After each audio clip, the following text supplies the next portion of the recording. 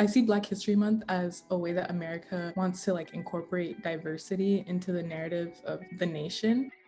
Think to myself, like every month is Black History Month. Black History Month is a time for all of us to celebrate Black Americans' accomplishments throughout our history as a nation. While we celebrate as a community, we can reflect on how African Americans have been affected by systemic racism and honor those who continue to fight for equality. Yeah, it's not Black History Month. Like this nation is Black history. Although Black history is critical to our country's story, studies have shown that only 8 to 9% of history class time is dedicated to Black history. This becomes even more complicated when we learn that within that time, most schools offer a sanitized version that's absent of civil rights, white supremacy, or oppression at all.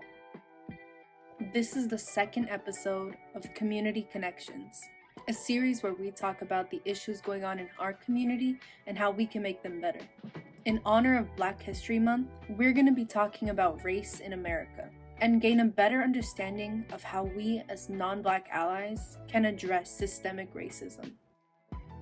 The questions for us today are: how can non-Black allies show up for the Black community? What do the facts say about this? And how would God want us to take initiative? For me, it's hard to unpack systemic racism because it is so systemic.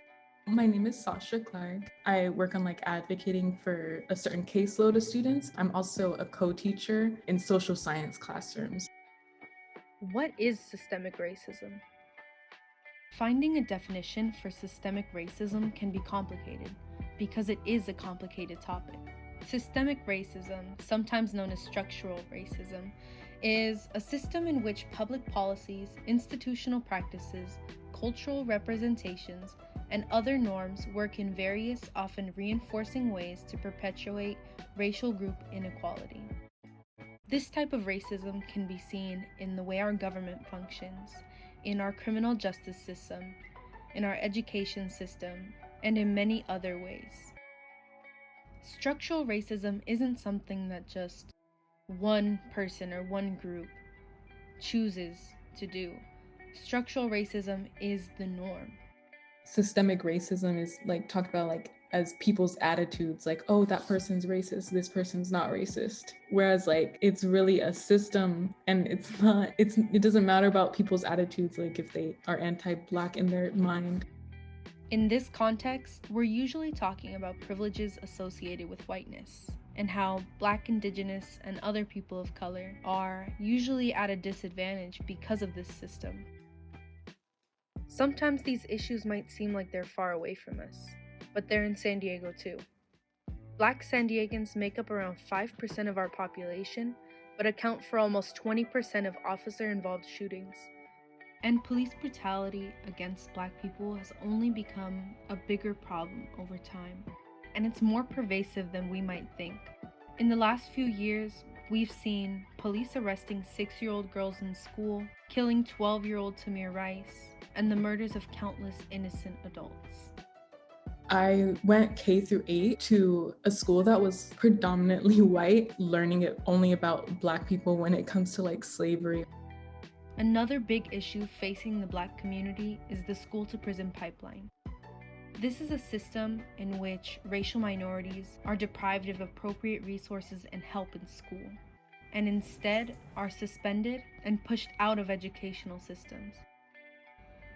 Black students are 3.5 times more likely to be suspended from their school than their white counterparts. These suspension rates usually come from zero-tolerance policies that tend to only affect Black and brown students, and also disabled students. Students who have disabilities are already marginalized, so the fact that it's marginalized by race also, there's a problem there. It's even more alarming when we realize that repeated suspension is one of the most significant predictors of dropouts, which makes people more susceptible to engaging in criminal activity. They may not in their mind think, oh, I hate Black students. They've internalized these ideas about Black people that, of course, they're gonna more likely send them to the office or whatever. So why is it that this problem still doesn't have a solution to it, right? In the end, it's gonna make profit for the people who are in power. This is made worse when we realize that companies use exploitative prison labor to create cheap goods. What would God say about the way we've treated Black people in America? Like I said earlier, race and equality can be complicated subjects to talk about. The actions that we need to make are clear in Luke chapter 8, verse 18, where Jesus had entered the synagogue on a Sabbath day to read from the prophet Isaiah. Jesus said, "The Spirit of the Lord is on me, because He has anointed me to proclaim good news to the poor. He has sent me to proclaim freedom for the prisoners and recovery of sight for the blind, to set the oppressed free, to proclaim the year of Lord's favor." It would be entirely against everything we've been called to do, to ignore the oppression of Black people in our society. We see how they're affected by the same issues we see here in this moment, faced with economic inequality, imprisonment, and oppressed by our own systems.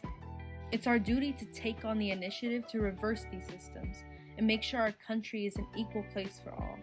We can no longer accept racism as the norm in our society. We can't tolerate being racist ourselves. We need to be intentionally anti-racist because we can't accept the oppression of Black people.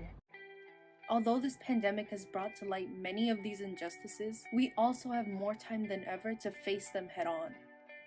There's a need for us to educate ourselves and others about the injustices Black Americans continue to face. I think that it's so important to learn about it and to teach it in schools. We can't break down the system overnight, but we can take action in our community to ensure that it's lessened over time. I'm glad that that white people are making the initiative to educate their own people. One of the easiest things that non-Black people can do is literally to just sit there and actually listen.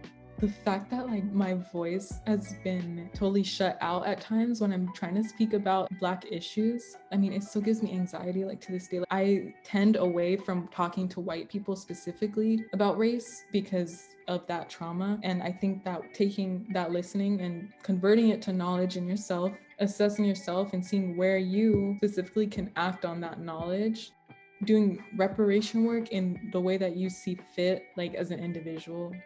It's easier to start local. It isn't enough to show up when a crisis occurs, because we should be showing up 24/7 through our actions. And this involves actively participating in the advancement of Black people. This can include working with refugees at Christ United Methodist Church's Refugee Center, volunteering for We All We Got San Diego in their goal to support our community, or donating to organizations like the WorldBeat Center. They provide educational activities for Black and other multicultural youth to stay connected to their roots.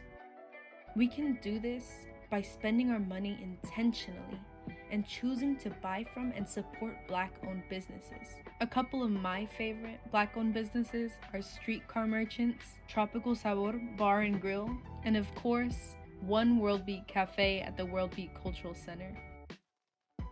We have the tools to do our part. We can call out racism when we see it and no longer be bystanders to Black oppression. God isn't asking us to wait for someone to do the work for us. He's asking us to take on the task. And God never offers us a task that He knows we can't do.